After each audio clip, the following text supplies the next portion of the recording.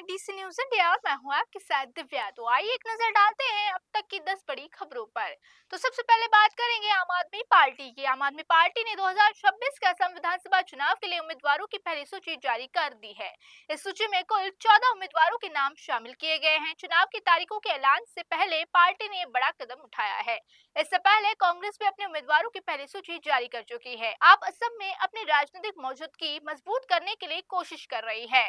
Party ने शहरी और ग्रामीण दोनों क्षेत्रों की सीटों पर उम्मीदवार उतारे हैं। में सेंट्रल गुवाहाटी, सीबी सागर, नदवारा जैसी सीटें शामिल है। असम विधानसभा में कुल 126 सीटें हैं और बहुमत के लिए 64 सीटों की जरूरत होती है।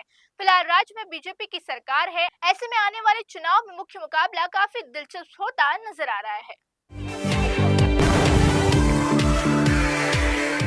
अब 10 बड़ी खबरों में बात करेंगे मध्य पूर्व तनाव की। मध्य पूर्व में तनाव लगातार बढ़ते जा रहा है। हालात और भी गंभीर होते नजर आ रहे हैं। इस्लामिक रिवॉल्यूशन गार्ड कॉर्प्स ने इजरायल के प्रधानमंत्री बेंजामिन नेतन्याहू को लेकर कड़ी चेतावनी दी है। गार्ड्स ने कहा, युद्ध जारी रहने तक नेतन्याहू को निशाना बनाते रहेंगे। इस बीच टेल अवीव में कई जगहों पर गोला बारूद गिराने की खबर सामने आई है।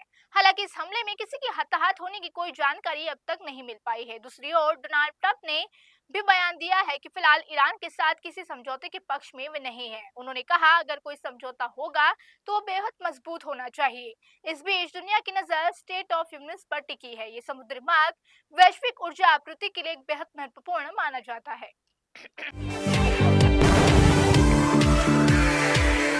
अब 10 बड़ी खबरों में बात करेंगे famous stand up comedian Zakir Khan की। Famous stand up comedian Zakir Khan एक बार फिर चर्चा में आ गए हैं। हाल ही में उनका एक वीडियो सामने आया है जिसमें वो अस्पताल के कमरे में नजर आ रहे हैं। ये वीडियो उनके भाई अरबाज खान ने अपने ब्लॉग पर शेयर किया था। वीडियो में जाकिर अस्पताल के कपड़ों पर बेड पर आराम करते दिखाई दे रहे हैं। बताया जा रहा है उन्हें लीलावती अस्पताल में भर्ती कराया गया है। हालांकि वीडियो में जाकिर खान टीवी पर क्रिकेट मैच देखते मजाक करते नजर आ रहे हैं। इससे फैंस को राहत मिली है। उनकी तबीयत अब ठीक है। इससे पहले उन्होंने अपनी जेनेटिक बीमारी के कारण कॉमेडी से लंबा ब्रेक लेने की घोषणा भी की थी। उन्होंने कहा कि वो अपनी सेहत पर ध्यान देने के लिए कुछ सालों तक ब्रेक ले रहे हैं।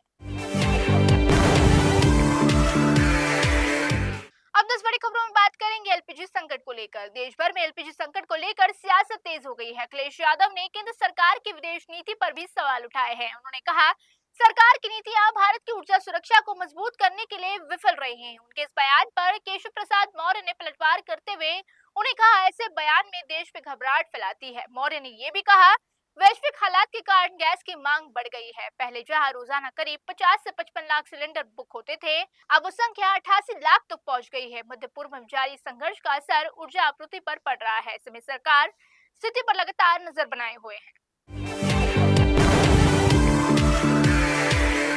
अब 10 बड़ी खबरों में बात करेंगे मुंबई की। मुंबई के वर्ली इलाके में गैस सिलेंडर की ब्लैक मार्केटिंग का बड़ा खुलासा हुआ है। राशन डिस्ट्रीब्यूशन विभाग ने छापेमारी कर सैकड़ों भरे खाली और सिलेंडरों को जब्त कर लिया है। अधिकारियों को गुप्त सूचना मिली थी कि रिहायशी इलाके में अवैध तरीके से सिलेंडर स्टोर किए जा रहे हैं। इसके बाद टीम ने मौके पर पहुंचकर कार्रवाई शुरू कर दी।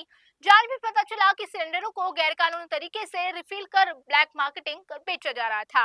अधिकारियों ने बताया कि ये बेहद खतरनाक स्थिति है। रिहायशी इलाके में इतने सिलेंडर रखना लोगों की जान से खतरा बन सकता है। जब्त किए गए सभी सिलेंडर पुलिस को सौंप दिए गए हैं। प्रशासन ने चेतावनी दी है कि ऐसे मामलों पर सख्त कार्रवाई की जाएगी।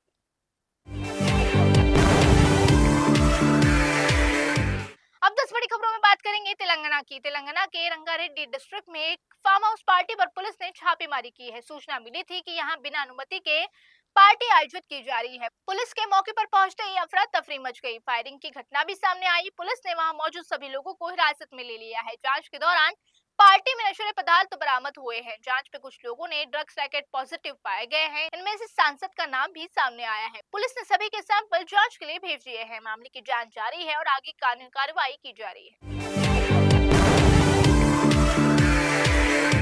अब 10 बड़ी खबरों में बात करेंगे नवी मुंबई की। नवी मुंबई के सीबीडी बेलापुर इलाके में एक दिल दहला देने वाली घटना सामने आई है। तेज रफ्तार स्कॉर्पियो ने सड़क किनारे चल रही युवती को जोरदार टक्कर मार दी। टक्कर के बाद गाड़ी ने युवती को करीब 100 किलोमीटर घसीट दिया। इसके बाद वाहन ने कई अन्य गाड़ियों को भी टक्कर मार दी। ये पूरी घटना सीसीटीवी कैमरा में कैद हो गई है। हादसे में युवती गंभीर रूप से घायल हो गई।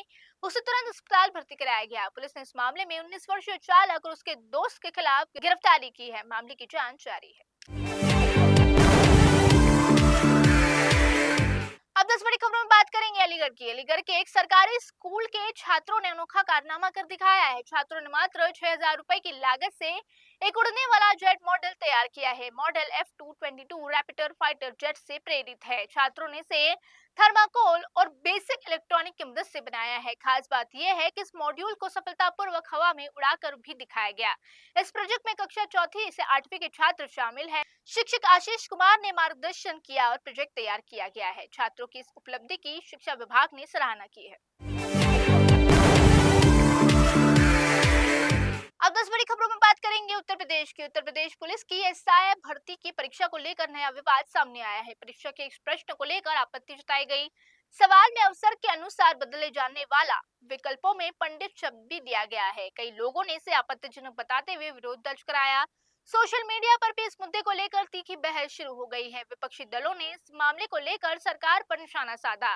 प्रतियोगी छात्र संगठनों ने परीक्षा एजेंसी से स्पष्टीकरण मांगा है। साथ ही इस प्रश्न को हटाने की भी मांग की गई है और अभ्यर्थियों को अंक देने की भी मांग की गई है। अब 10 बड़ी खबरों में बात करेंगे फिर से एक बार मध्य पूर्व की। मध्य पूर्व में बढ़ते तनाव का असर अब हवाई सेवा पर भी देखने को मिल रहा है। एयर इंडिया, इंडिगो, स्पाइसजेट ने दुबई और अबू धाबी जाने वाले उड़ानों को रद्द कर दिया है। एयरलाइंस ने बताया क्षेत्र में बढ़ते संघर्ष और हवाई क्षेत्र पर लगी पाबंदियों के कारण ये फैसला लिया गया। दुबई के लिए कई उड़ानों की कटौती की गई है। यात्रियों को घर से न निकलने की और अपनी उड़ान को स्टेटस चेक करने की सलाह दी गई है। जिन यात्रियों की उड़ानें रद्द हुई हैं उन्हें टिकट शेड्यूल या रिफंड का विकल्प दिया गया है। एयरलाइंस ने यात्रियों को हुई असुविधा के लिए खेद जताया है। तो ये थी अब तक की 10 बड़ी खबरें। देश और दुनिया की तमाम बड़ी खबरों के लिए रुक कीजिए डीसी न्यूज इंडिया।